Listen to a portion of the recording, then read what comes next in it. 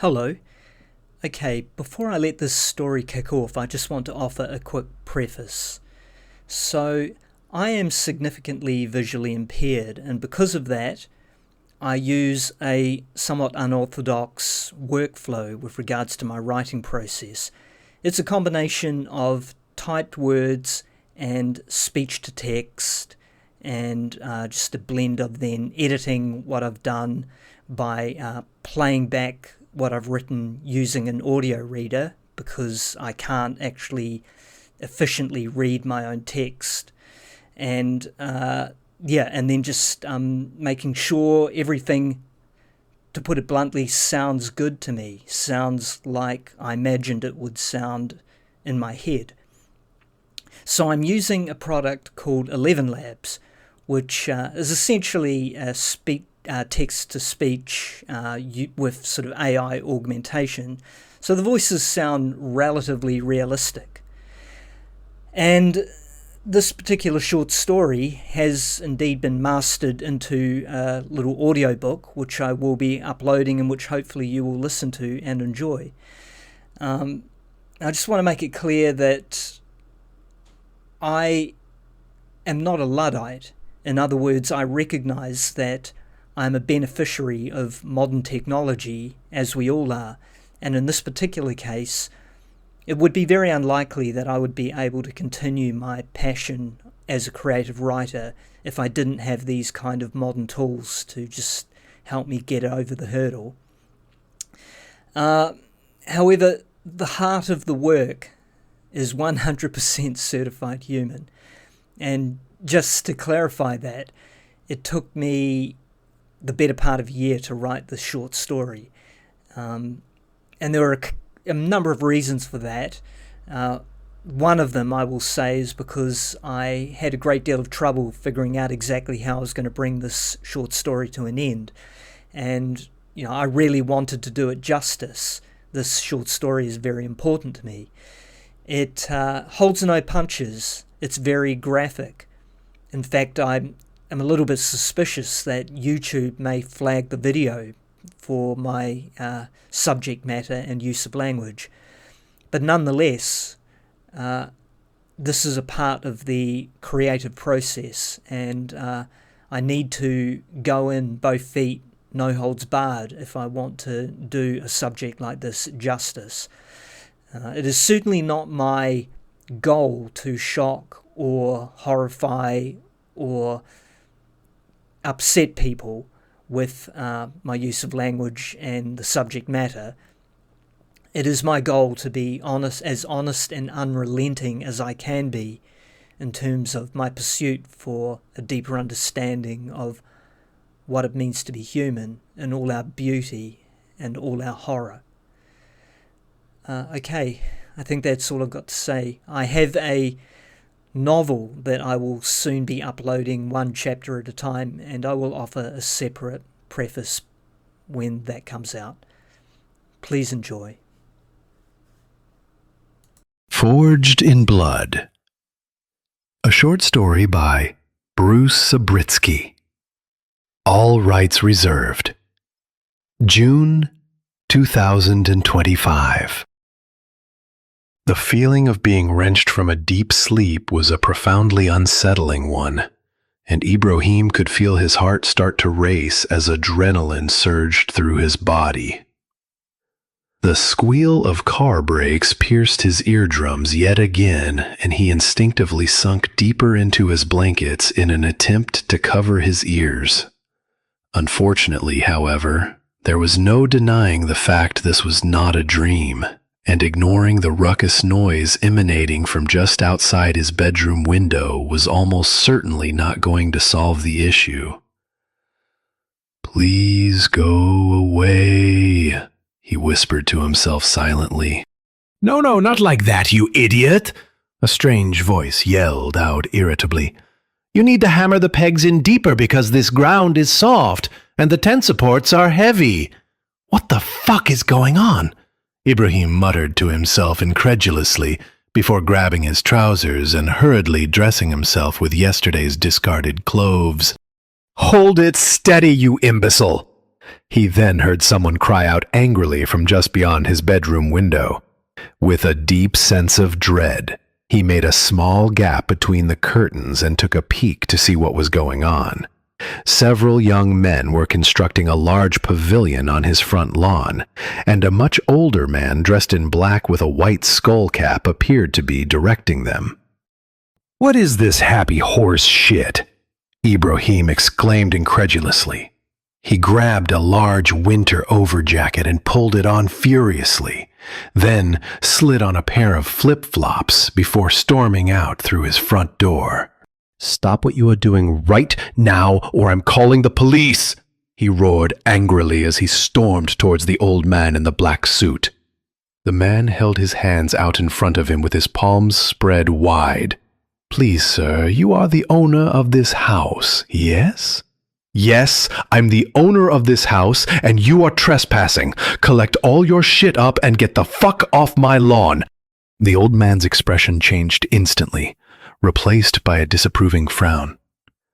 Such language is not becoming for a man of God, whether he does speak it or hear it through his own ears. You, sir, do us both a great moral injury. Are you going to get off my lawn or not? Or do I have to call the police?" The old man's expression returned to one of patronizing civility. "Do whatever you feel you need to do, but I assure you, good sir, we are here with divine blessing, and thus by decree of the greatest law in both heaven and earth." One of the young men was staring at Ibrahim accusingly, now holding his shovel as if it were a weapon of war. "For the love of God, just pack up your things and leave!" The old man placed a gentle hand upon Ibrahim's shoulder. "For the love of God, indeed," he intoned sagely. "Keep your house, the wood and the stone. We don't want it. The earth underneath, however, belongs to us."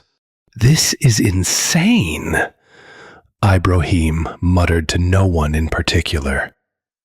As he began to retreat, the young man raised the shovel up, as if he was about to strike him in the head. But the old man stayed him with a wave of his hand. "Let it never be said, 'We drew first blood,'" the rabbi proclaimed solemnly. Ibrahim, locking his front door behind him, hurriedly procured his mobile phone and dialed the police. "Please state the nature of your emergency. Fire department, medical, or police?" "Police," Ibrahim replied breathlessly. "Putting you through now. Please hold." "How can we help you today?" a sanguine female voice intoned. "Some religious fanatics have invaded my property, and I've been threatened with physical violence." "They are in your home right now?" "No, they are on my front lawn and appear to be constructing a large tent. I asked them to leave but was threatened by a young man with a shovel." "Do you feel you are at any immediate risk of physical harm?" "I don't think so. I have returned to my house and locked the door." Ibrahim took another cautious peek through the curtains in his bedroom. "They are still there and are continuing to construct the tent." "All right, sir. I believe I know what is going on, and I can assure you that you are in no immediate danger." "What exactly is that supposed to mean?" "Please do me a favor and pop your head out the front door. I assume there is a gentleman directing proceedings, and I would ask you to confirm his name." "Seriously?" Ibrahim exclaimed incredulously. "Yes, seriously," the woman replied flatly. Ibrahim reluctantly obliged. "Sir, I need to know your name." He called out loudly in the direction of the old man, who immediately waved back in acknowledgement. "Ah, I see you have made good on your threat. You can tell them it is Rabbi Shmulki, and I'm more than happy to answer any questions they have." Ibrahim closed and relocked the door. He says his name is Rabbi Shmoki. Well, of course it is, the woman replied knowingly. So are you going to send someone to get him off my property now? There was an awkward silence before she replied. Not exactly. What do you mean, not exactly? Sir, I can assure you these people will not attempt to enter your home or cause you any physical harm. At least not unless you attempt to interfere with them first. But this is my property, and what they are doing is trespass, which is illegal in every sense of the word. I understand, but I must advise you, the only sensible thing to do is to go about your day and do your best to ignore them. Unfortunately, or perhaps fortunately, depending on your point of view, what they are doing is protected activity under the Freedom of Religious Expression Act. Is this some kind of joke? Ibrahim retorted incredulously. You can't be serious. Like I already told you before, sir, I am absolutely serious. If you choose to confront these people, we cannot protect you from the consequences of your actions. So you would be well advised to continue with your day and leave them to their own devices. This is insanity. Ibrahim mouthed quietly back into the receiver. Is there anything else we can help you with today? The woman asked brightly. I want to speak to your supervisor, Ibrahim retorted angrily. And I want a husband who puts the toilet seat down after he has taken a piss. But we can't get everything we want now, can we? Good day, sir, and don't call again unless you are dealing with a genuine emergency. Not if you don't want to have your phone number blocked anyway. Ibrahim just stared at his smartphone for a very long time before finally breaking himself out of an incredulous trance. He then stripped down, got into the shower, and readied himself to go to work. Maybe his colleagues would know how best to deal with this situation. You have got to be making that shit up, Graham replied skeptically. I know we are watching America disassemble in real time, but things like that just don't happen here. I mean, seriously, our cops don't even carry guns. Ibrahim took a deep breath before replying. I can't believe it either, but that's exactly how it all played out. They were literally moving furniture into the pavilion when I left. Motherfuckers even waved me goodbye as I drove down the street. Allison, sitting a few seats down, offered a silent and mildly disapproving glare. So what on earth do I do now? The police have literally told me what they are doing is legal. Well, obviously it's not. Perhaps you called the wrong number by mistake. Dude, I didn't call the wrong number. What I told you happened is exactly what happened. Graham sighed heavily. All right, let's take a field trip. I need to see this for myself. I mean, you can't blame me for being skeptical. Speaking of which, if this turns out to be some kind of joke, the police won't be the only ones blocking your number. Graham locked his computer, got out of his seat, and started collecting his things. It's all right. I'll tell Sushila you were both called out because of a mental health crisis. Allison chirped out acidically. What did I tell you?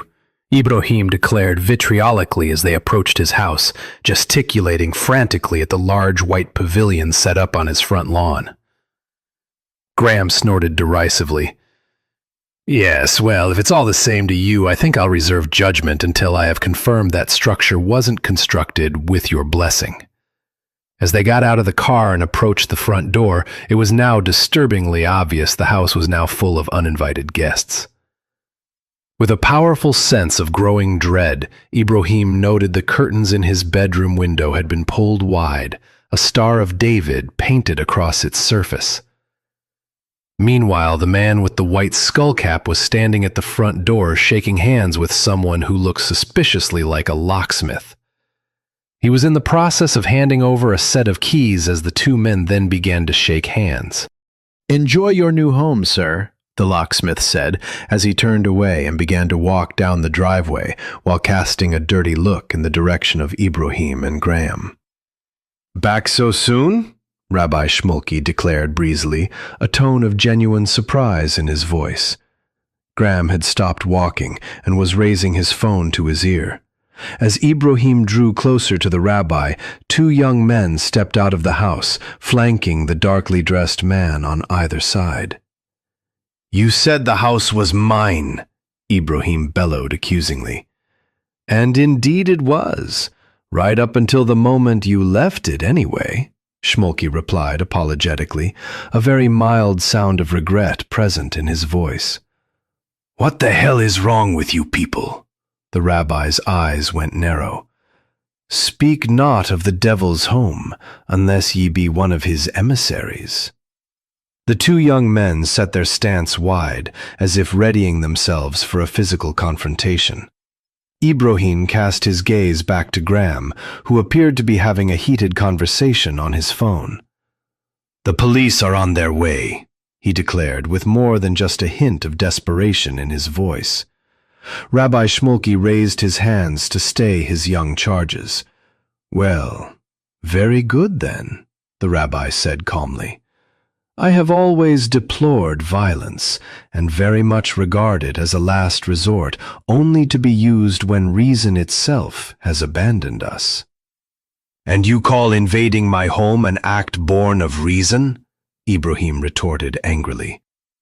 "I call it a divine act of God. And were you yourself one of his faithful servants, then none of this would be necessary." "So if I were a member of your cult, then you would allow me to take back my home?" The rabbi shook his head regretfully. "I'm afraid it doesn't quite work like that. Some are chosen and some are not. The only real question is whether you choose to walk the path that stands before you." "And what if the police tell you to leave?" Rabbi Shmulky made a tisk-tisk sound as he shook his head side to side.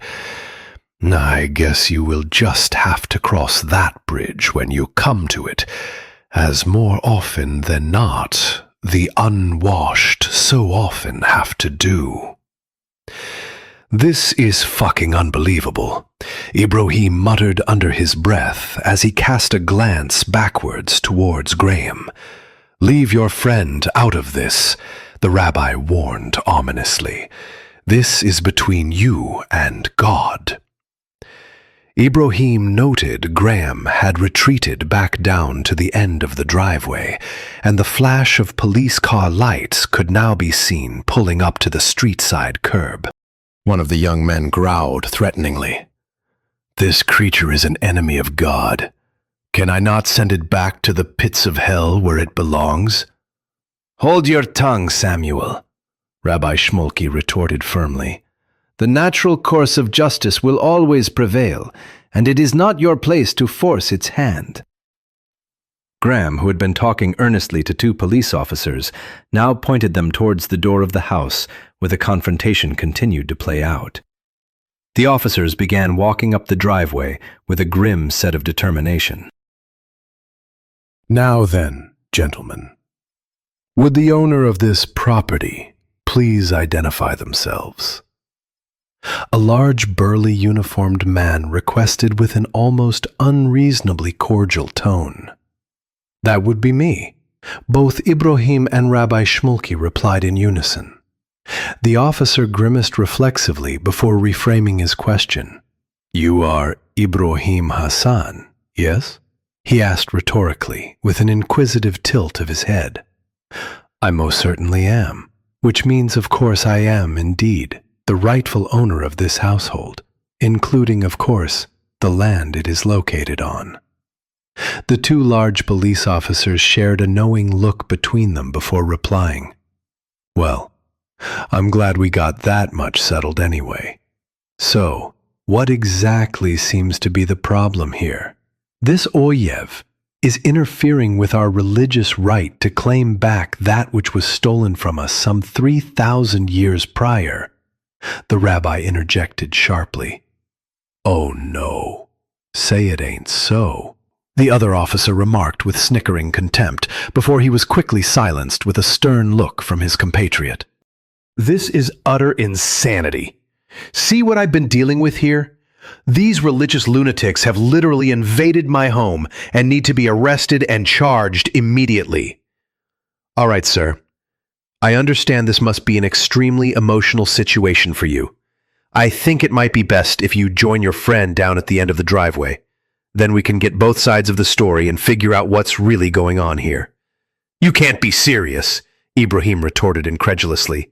There is no other side of the story. I am the owner of this home, and these people have no right to be here.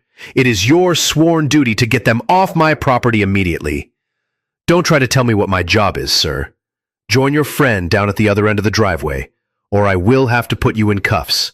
Don't make me ask you again. You aren't doing yourself any favors, buddy, the other officer said almost apologetically. Trust me when I tell you the best thing you can do now is keep your mouth shut and do exactly as we say. The officer placed his hand to a holster and drummed his fingers against it ominously. You have guns? Ibrahim said with a note of genuine shock in his voice. Well, what can I say? We live in troubled times. Too many people behaving erratically. People like you, for example. Now, like I just said, be smart and go join your buddy. See? I told you, didn't I? Graham gave Ibrahim a troubled look.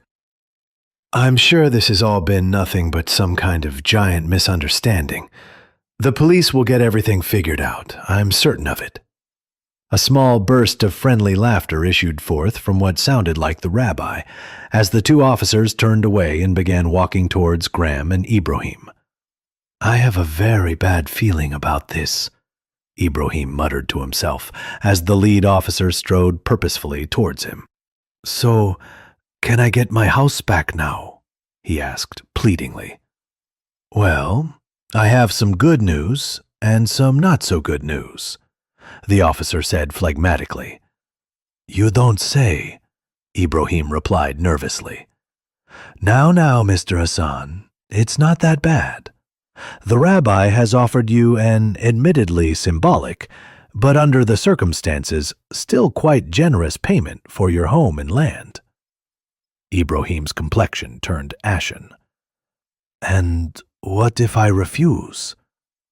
Then this dispute will need to go to arbitration.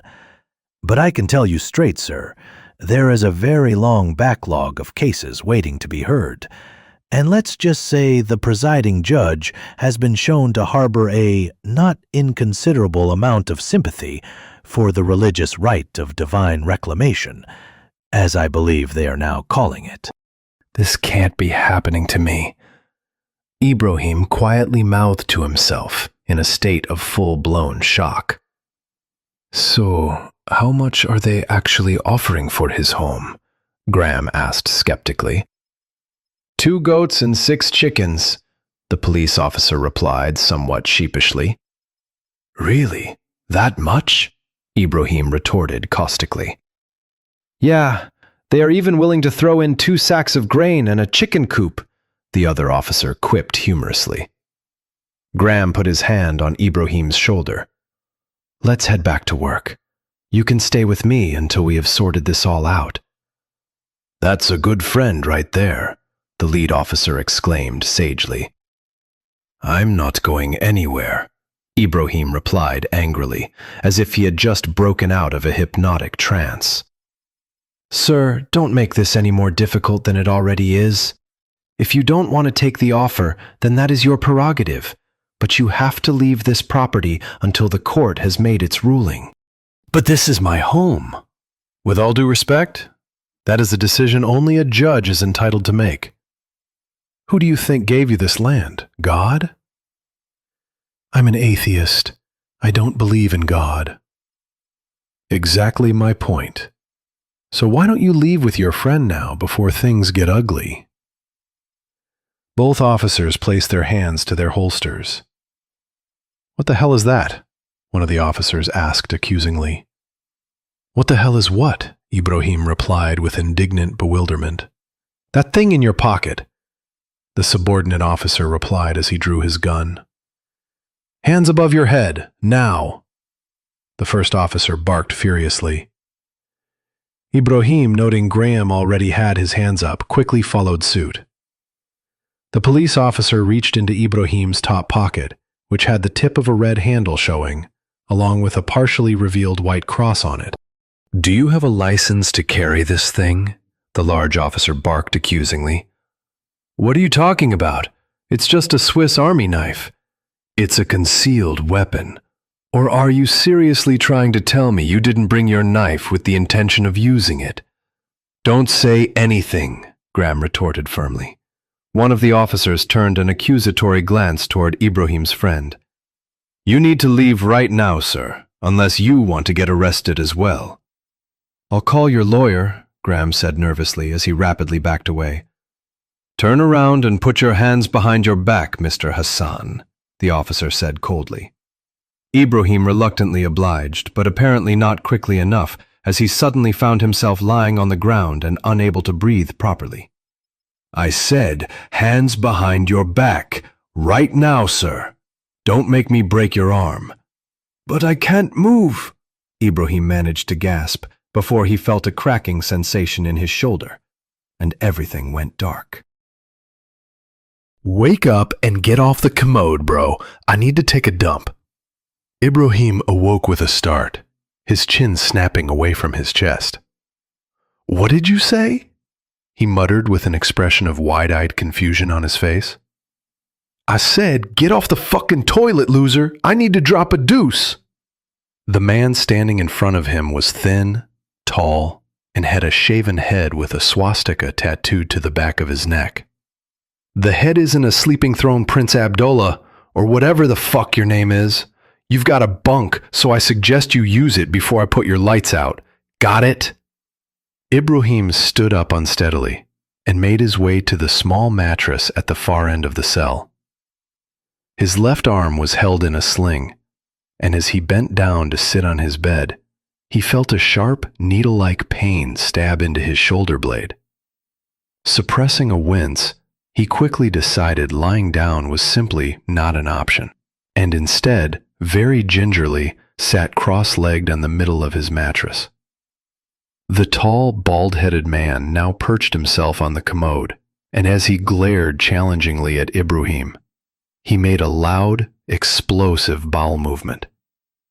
"Oh, Jesus Christ, you have no fucking idea how good that feels," the bald man declared exuberantly, as he tore off a few sheets of single-ply toilet paper and began to wipe his ass. Standing up triumphantly, he pulled up his pants and returned to his mattress after flushing the toilet. Ibrahim could not help but note he didn't bother washing his hands. The tall man folded his pillow in two and fluffed it up before laying himself down flat on his back. He then turned his head inquisitively towards Ibrahim. "So what's your story then? I mean, what brings you to Bangkok Hotel?" Ibrahim just continued to stare straight ahead at the cell door. "I was arrested for the crime of trying to return to my own home," he replied quietly. The bald man turned his gaze towards the ceiling. "You don't say. I don't suppose your house happens to be sitting on divinely reclaimed land by any chance? If by that you mean it was stolen by a group of religious fanatics, then I guess the answer is yes." The bald man made an indignant, scoffing sound. "I fucking knew it. We should never have let those Shylocks into our land to begin with. Now they think they own everything, including our women as well. Now look where we are." Ibrahim sat quietly for a few moments before replying. "And what about people like me? Should my parents have been let in?" The tall, tattooed man turned his gaze back to Ibrahim. "Well, that depends. I suppose it's possible you had a legit reason for coming here, political asylum and all that shit. But you understand you will never be one of us, right? You are a stranger in a strange land, and until you go back home, you always will be. Going back home was exactly what I was trying to do. You do understand I have lived here all my life, right? I mean, we speak with the same accent, yes?" The bald man snorted derisively. You are here now, so I wouldn't throw you out.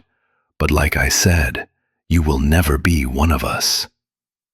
So, they deserve to take my home then? Ibrahim asked inquiringly. Deserve has nothing to do with it. Might makes right, Abdullah. They took what they wanted. Not saying I agree with it, but it is what it is.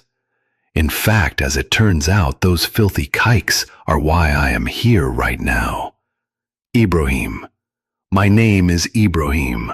So, what exactly did you do then? To end up in here, I mean. The tall man made another scoffing sound before returning his gaze to the ceiling. They say I sent them some threatening messages. Apparently I am guilty of a hate crime. And now here I am, sharing a cell with a towelhead. Why do you have to speak to me like that? I am an atheist, but even if I wasn't, who are you to show such disrespect? I seriously don't give a shit what you believe. You can believe in the Easter Bunny for all I care. It doesn't change what you are. But look, stay away from us and we'll stay away from you. The truth of the matter is, we both have a much bigger problem. So how about we put aside our differences for the time being anyway, and figure out a way to deal with it? Ah, I see. So we are brothers in arms now. A sort of the enemy of my enemy is my friend sort of thing. Like I said, Abdullah, or whatever the fuck your name is, you don't fuck with us, and we won't fuck with you. I'm Vince, by the way. Peace offering, and all that shit. Ibrahim let out a long, slow sigh. All right, Vince. What is it you suppose that we do? Locked up in here and all, I mean. Oh, I'll be getting out of here soon enough. Don't you worry about that. And so will you too, if you are smart enough to know when to keep your stupid mouth shut. First rule of the rebellion, learn to play the game. Do you hear what I am trying to tell you, Ibrahim? Now it was Ibrahim's turn to snort derisively. Says the guy with a swastika tattoo on the back of his head. Vince swiftly sat bolt upright from his bed. Disrespect me again, and I'll put your other arm in a sling as well. Got it?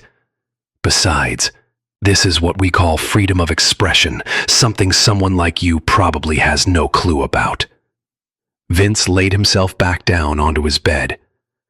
The truth is, I regret getting this tag. It was nothing more than the brashness of youth. People never take me seriously because of it. Are you really going to hold me accountable for every mistake I've ever made in my life?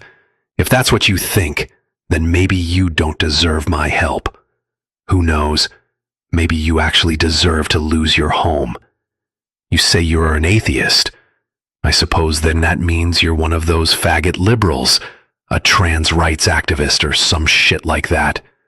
Both men now fell to stony silence. Look, Abdullah, Ibrahim, I mean. It's bad what is happening to you. I get it. You came to this country thinking you had certain rights, and now those rights are being stripped away. We're on the same side with this, you and I. We have to stand together and present a united front. When the dust settles, then we can settle our differences. Agree? I already told you, I was born here. Vince said nothing for a brief moment before replying. Well, so you did. That's my bad, I suppose. But either way, you either get with the program, or the chances are very good you'll die here as well. Get it? A guard now approached the cell door and then began to unlock it. Vincent Hooker, you've made bail, the prison officer said flatly. Well, of course I have, the tall man said brightly as he swung his feet to the floor. Remember what I said, Abdullah. Check out our website, www.buildthewall.com. Be a part of the movement. I'm sure we can find a use for someone like you. Who knows? Maybe you'll make it out of here alive after all. Let's go, Vincent, the guard said irritably as he made a small scooping motion with his arm, almost as if he was attempting to shovel shit. Ibrahim woke up with a start, a prison officer standing directly above him. Time to wake up, Sleeping Beauty. One of our doctors wants to take a look at you. Ibrahim tried to lift himself up from his bed, but an agonizing flash of pain lanced down the side of his back. Ah, poor baby. Looks like someone's got themselves a sore shoulder, huh? Never mind. Daddy is here to help you up onto your feet. The guard grabbed Ibrahim by the collar of his jumpsuit and pulled him up from the bed. All right, Ibo. Normally, we would cuff troublemakers like you before taking you out of your cell, but under the circumstances, I don't suppose you present much of a security risk.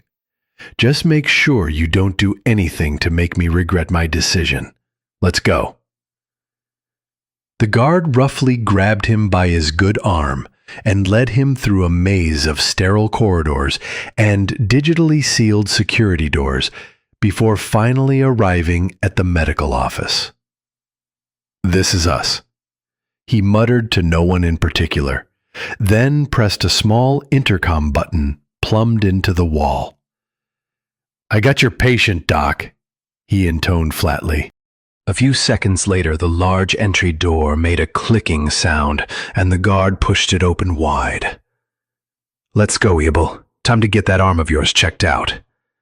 A spectacle doctor with a receding hairline gregoriously gestured towards a plain red-colored seat. Ah, Ibrahim Hassan, I assume. Please go ahead and sit yourself down. Do you want me to stay and keep an eye on things, Dr. Plinkerson? The guard asked reproachfully. Oh, I seriously doubt that will be necessary, Charlie. Something tells me this one knows how to behave himself. Let's just call it doctor's intuition. By the way, it looks like that cold sore of yours is healing up nicely. Just make sure you completely finish your prescription, and in the future perhaps be a little more discerning with who you choose to, share your bodily fluids with, for want of a better expression.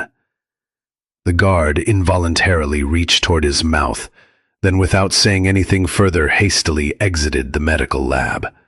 Now then, let's take a look at you, shall we? Plinkerson muttered rhetorically as he began to judiciously unknot the sling.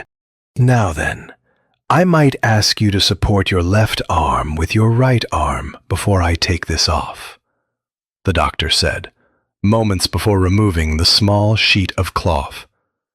He then began to press the skin around Ibrahim's shoulder exploratively.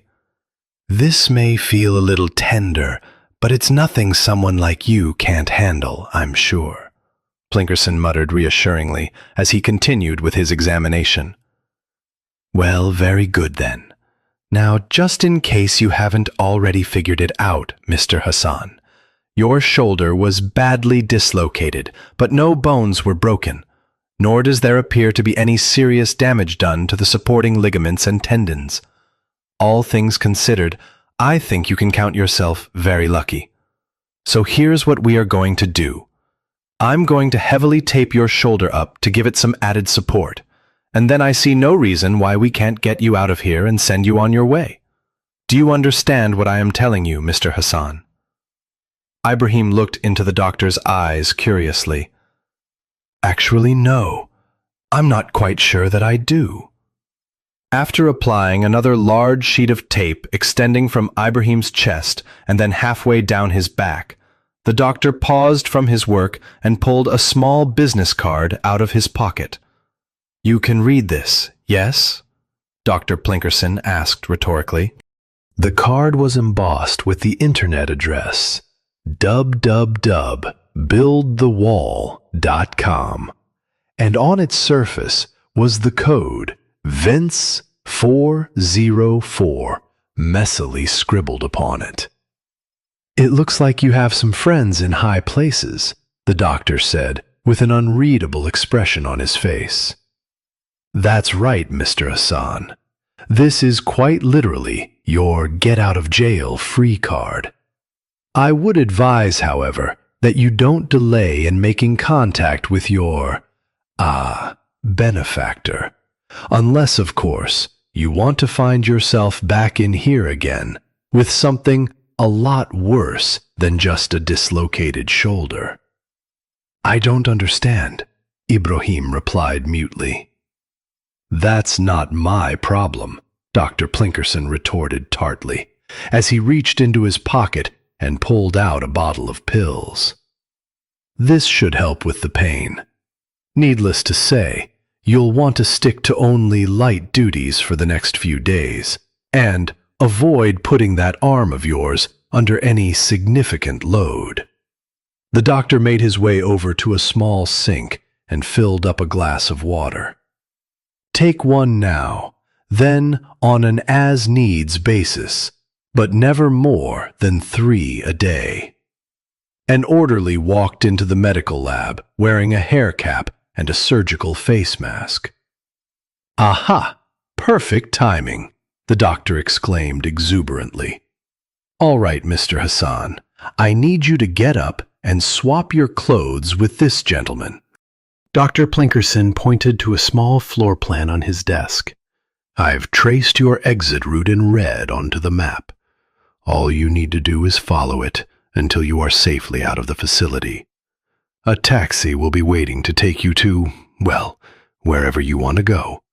Like I said, you will need to reach out to your benefactor in a timely fashion, and then negotiate the exact terms of your release.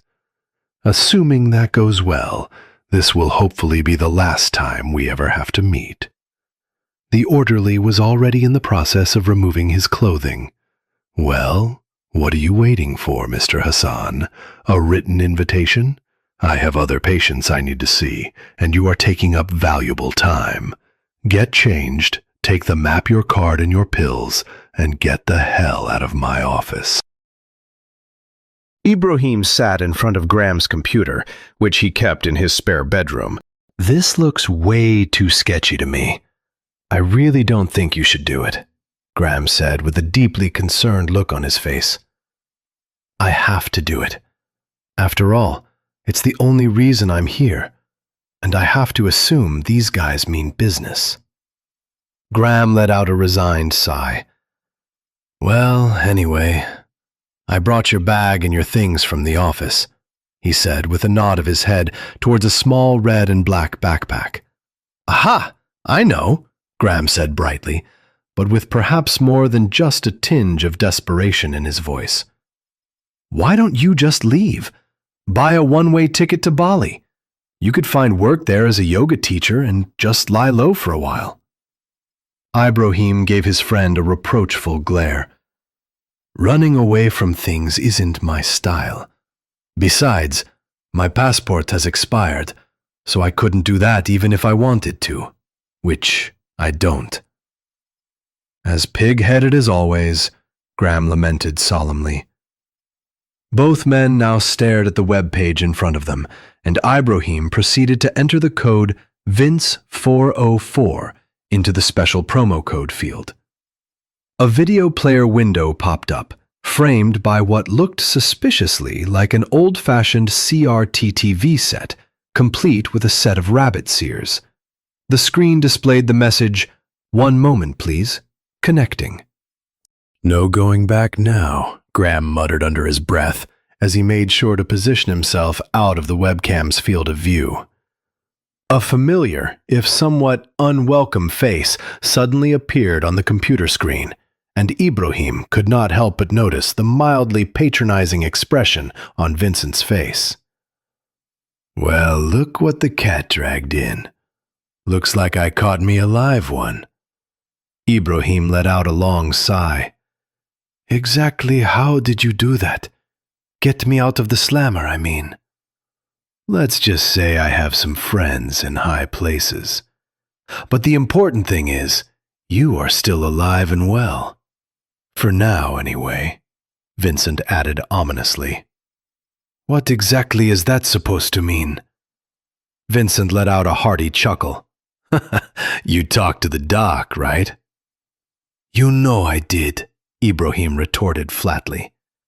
Yeah, well, that pill you took wasn't just pain medication. Vincent slapped his hands together and began to rub them together enthusiastically. What the fuck? Now, don't start flipping out on me. See this? Vince held up another small vial and gave it a shake. This here is the antidote. Do what we want you to do, and this will ensure you don't die a gruesome and painful death as your internal organs slowly liquefy into jelly. My God, what have you done to me? Ibrahim cried out accusingly. I'm glad you asked, Vince replied with a sanguine smile. Take a look at this. Vincent's image was replaced with a video of what looked like a high-tech medical lab. The distinct sound of moaning could be heard, and a man could be seen lying on a gurney. The camera zoomed in on his face just as he began to cough, sending small particles of red goo splattering onto the lens of the screen. A small stream of blood started to run out of the corner of one eye. Now I'm quite sure you don't want this to happen to you. And as it so happens, all you need to do to avoid this horrible fate is return to your house and spend a little bit of time with your guests. Maybe try shaking a few hands just to make sure the infection is passed on. The disease will take care of the rest. For the love of God, this is contagious? Not right now, but it will be in a few days. Graham promptly retreated to the kitchen and began to wash his hands vigorously. I won't do it, Ibrahim retorted with the distinct sound of horrified disbelief. The choice is yours, of course, Vincent said almost apologetically. We aren't in the business of making anyone do something they don't want to do of their own free will and volition. Ibrahim couldn't help but notice Vincent sounded very different to the way he talked when they shared a prison cell. Regardless, your driver will be back to pick you up in 2 days' time. It's entirely over to you whether or not you choose to get in his car. For your sake, I hope you make the right choice. Wada'an, Mr. Hassan. Ibrahim stared wordlessly at the blank computer screen and then turned his gaze towards Graham, who he couldn't help but notice was now wearing a face mask. A featureless black sedan with impenetrable mirrored windows ominously pulled up to the curb where Ibrahim silently awaited. A tall man in dark, nondescript clothing exited the vehicle and wordlessly opened the passenger side door before beckoning Ibrahim to enter. After a short moment of pensive hesitation, he reluctantly obliged. A heavy-duty Perspex lens separated the front seats from the back, and a small intercom button sat plumbed into the back of the seat just below it.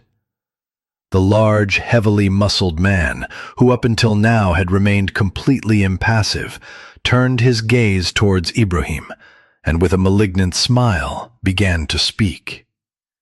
It seems every dog has his day, Mr. Hassan. Now please do buckle up. I've been informed you are to be treated as highly valuable cargo, an asset with a very specific expiry date, if you will. Ibrahim stared silently out of his window as the gray, featureless streets of the city gave way to a motorway lined by rolling green hills on one side and a calm blue ocean on the other. He supposed he should be feeling afraid, but oddly enough, all he could really feel was a sort of paralyzing numbness. A sense that none of this was quite real, and that his real life would somehow find a way back to him, perhaps over the next hill or around one more street corner. All he had to do was keep moving forward, and eventually the nightmare would end. Yet even so, As they turned into the street he had lived so much of his life on, the numbness finally gave way to an impending sense of doom. The driver pulled up to the curb just outside of his old house, then began to speak through the intercom. "Your moment of truth has arrived, Mr. Hassan. I guess this is what it means to be a martyr." "I'm not about to blow myself up," Ibrahim replied tersely. "Perhaps you have me confused with someone else." The driver just chuckled derisively. "Consider it your backup plan, then, just in case things go awry." There was a small but distinctly audible click before Ibrahim's passenger side door swung wide all by itself. "Now get the fuck out of my car, you worthless piece of shit." Ibrahim glared defiantly back at the driver before wordlessly exiting the vehicle. The door swung shut as if by magic, and then the wheels of the car squealed as the driver aggressively gunned the engine and quickly drove away. Ibrahim looked down the length of his old driveway, took a deep breath, and then started to walk towards the main door, his face a mask of steely determination. What do you want? A young, suspicious-sounding voice called out from the other side of the door. "I want to speak to Rabbi Shmulki. Please tell him I come in peace." There was a small moment of pregnant silence before the young voice replied. "Well, you better be, or you will be leaving in a body bag." A few more moments went by before Ibrahim could hear the deadbolt being unlocked and the door creaked open, just enough for the owner of the young voice to peer through the gap with an accusatory look on his face. "I don't fucking believe it. You got some balls coming back here, mister." The young man turned his head to one side. "It's Ibrahim Rabbi Shmulki, you know, the subhuman dog who stole this land from our ancestors. How many times have I told you to watch your tongue, Samuel? Now get out of the way, but be on your guard just in case our visitor turns out to be less than true to his word." The door opened up a little wider, and the rabbi's curious eyes now met those of Ibrahim's. "It really is you. Not that I wish to sound unkind, but shouldn't you still be, well, you know, locked up in a cell?" Ibrahim smiled back coldly. "Let's just call it an act of divine intervention. As a matter of fact, I am here on a mission of restorative justice." "Is that so?" the rabbi said mockingly. "And exactly whose justice is it that you're intending to restore, I wonder?" "That would be mine," Ibrahim replied flatly. Rabbi Shmulki let out a hearty laugh. "Oh, this is going to be good. I'll tell you what, Mr. Hassan. Let it never be said that Rabbi Shmulki is inhospitable to his guests, whether invited or not." The door swung wide. "Please, come in and make yourself at home. Apparently you feel you have some unfinished business here. And who knows, perhaps we both do. A sort of coming together of the minds, so to speak." Ibrahim held his hand out in a gesture of goodwill, and the rabbi eagerly took it with both of his own hands before shaking them warmly. The two men then proceeded to make their way up the stairwell towards the main living area. "Like what we have done with the place?" Rabbi Shmulki asked of his guest, without a hint of malice in his voice. "I liked it a lot better before," Ibrahim replied tersely. The rabbi turned a pair of cold blue eyes upon his guest. "Well, it's a good thing your opinion counts for nothing then, isn't it?" "Less than nothing," Samuel blurted out loudly, earning him another reproachful glare from the rabbi. "So, anyway, about this unfinished business of yours." "This is my home," Ibrahim intoned with a quiet but smoldering voice. It is my home, and I have come back to reclaim it. It's my right of return." The rabbi just continued to stare into Ibrahim's eyes with an expression completely devoid of humanity. "You know, I owned a dog like you once, when I was still just a young man. The animal would simply never stop pissing in the house. Had to rehome it, even though I had become quite attached to the wretched little creature. The problem was, it kept coming back.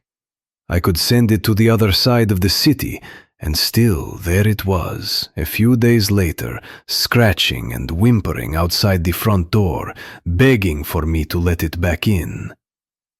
"So what did you do? To solve your problem, I mean." "I had it put down, of course. That's what you do with an animal that is suffering. It's the merciful choice, the humane choice, a choice born of compassion and love." The rabbi sighed heavily before continuing. "But alas, I am not a perfect man. I beat that animal to within an inch of its life, tortured it even, in a vain attempt to convince the pathetic little beast that this was no longer its home, and that all it would ever find here is pain and suffering. Yet still it came back. This is, of course, why I became a man of God. I needed guidance, a way to see the big picture, to see the entire roadmap. Only God can give you that. Only God can elevate you to the heights necessary to look down on the world of men, and to see them going about their daily affairs like an army of mindless ants, each playing its part, but each completely oblivious as to how everything fits together." Do you think God will ever forgive you? For beating and torturing your dog, I mean.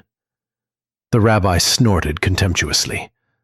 God forgives all of his children. I suspect he will even forgive you, despite the fact your crime might just be the greatest of them all. After all, you refuse to believe in him, do you not? I think you mean refuse to believe in her. For if God indeed had a gender, she would surely have chosen that of Mother Nature. For is it not her fruits that have blessed us all with her bounty? It's a metaphor, you idiot, the rabbi replied angrily.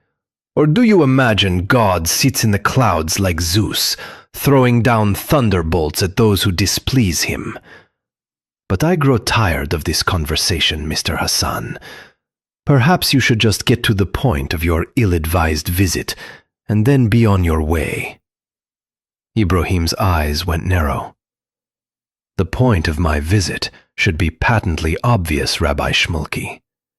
You have stolen my home, and I am here to take it back. There was a small moment of heavy silence before the rabbi replied. Is that so? And exactly how do you propose to achieve that, I wonder? I already have. You just don't know it yet. Ibrahim turned to leave, but as he did so, Samuel punched him hard into the solar plexus. After doubling over in pain, he slowly lifted his gaze to meet that of the young man. I've got more where that came from. A lot more, Samuel proclaimed defiantly. Ibrahim coughed involuntarily into Samuel's face, leaving it covered with specks of blood and mucus. The rabbi threw a small handkerchief in Samuel's direction.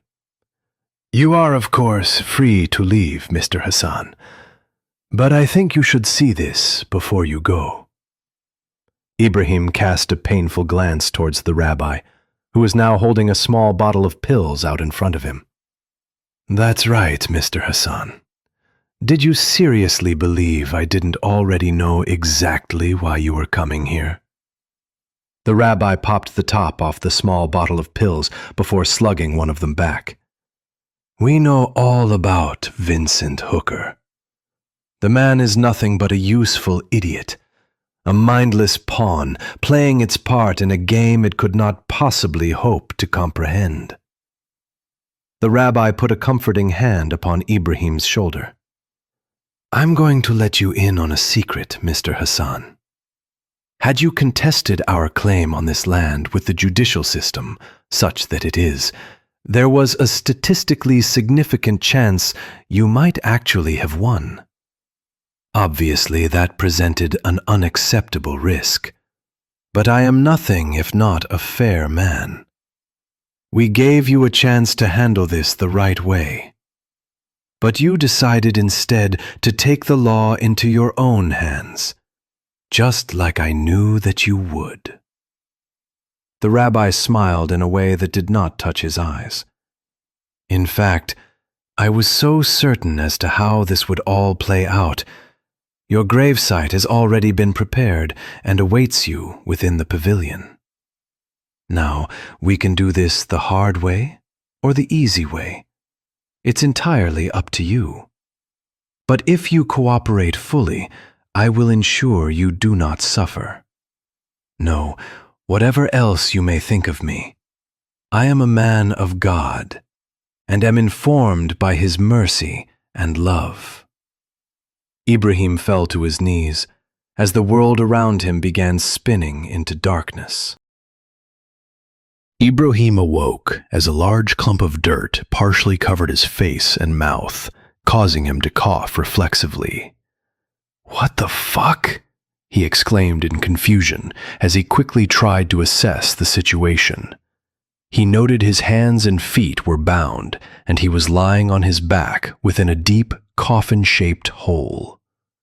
More dirt came tumbling down into the cavity as he tried unsuccessfully to sit himself up. "I think he has regained consciousness," Ibrahim heard a young voice say from somewhere above him. "That's very unfortunate, but there is nothing to be done about it now." Rabbi Shmulky replied somewhat phlegmatically. "No, the faster we get the olive tree planted, the sooner we can lay this wretched soul to rest." The activity occurring above him seemed to hasten, and Ibrahim's efforts to maintain his ability to breathe became increasingly desperate. "Please, Rabbi Shmulky, don't do this. I'm begging you." The rabbi peered into the mouth of the pit. "I gave you a chance to walk away, Mr. Hassan, but you chose of your own free will to come back with nothing but revenge and violence in your heart. I cannot protect a man from his own recklessness, no matter how much I might wish to do so. Now it may not feel like it, but I assure you, I am showing you great mercy. Your death by asphyxiation will be relatively quick and painless compared to that which would otherwise await you were I to allow the virus to run its course." The visage of the rabbi's face disappeared into darkness as Ibrahim's head was finally fully submerged by the cascade of dirt tumbling down upon him. "I don't want to die," he thought he heard someone say, before he felt the gentle touch of his mother's hand upon his shoulder. This was very strange, since they had not spoken for decades, and he was not even sure she was still alive. "Look up, do you see?" He heard her whisper into his ear. She was right. That looked like the belt of Orion, or was it the Southern Cross? The stars were very close now, and he no longer felt afraid. Rabbi Shmulky looked out from the familiar vantage point of his pulpit and immediately knew something wasn't right. His entire congregation had taken on the look of porcelain dolls. It was at this moment he realized he couldn't move. In fact, not only could he not move, he couldn't even breathe. Perhaps somewhat oddly, this did not appear to cause him great discomfort, for it was as if time itself had stopped. In his mind's eye, he saw the formation of Earth itself, a maelstrom of fire and brimstone at the beginning of its tireless journey around a still very young star. Then came the great cooling. After a seemingly endless bombardment of asteroids and comets, filling the oceans with the water of life. From the primordial ooze came the first whispers, and far above, looking down from the stars, stood a creature with many eyes and legs. Was this the true face of God? The rabbi felt something in his mind's eye shift. It was as if all the old stories were changing and history was being rewritten anew. A second chance. We are being given a second chance. His heart and mind was now awash with a kind of love he had never thought possible. With eyes glowing radiantly, he began to deliver his sermon. Rabbi Shmulky watched the young children run in circles around the old olive tree. They laughed and giggled with joy as a young girl, a tomboy called Matilda, tackled Mehdi to the ground. The sun was out, and this was surely a day sent from God. Samuel made his way over to where the old man sat, bringing him a glass of water. "You should be wearing your hat on a day such as this," Samuel scolded gently, as he placed the glass carefully next to the rabbi's deeply lined and wrinkled hand. As the old man continued to watch the children play, a frown slowly descended upon his face. "Is there something wrong, Rabbi Shmulky?" Samuel asked, with genuine concern in his voice. The rabbi looked up, as if he had only now just noticed he was in the company of someone else. "Oh, it's nothing at all. Just the silly musings of an old man. Pay me no mind. Please, Rabbi, you know we all love you dearly. Share your burden and lighten your load." The rabbi hesitated awkwardly for a very long moment. "Well, it's such a trivial thing. Yet it continues to bother me greatly. I just can't help but notice they look different from us."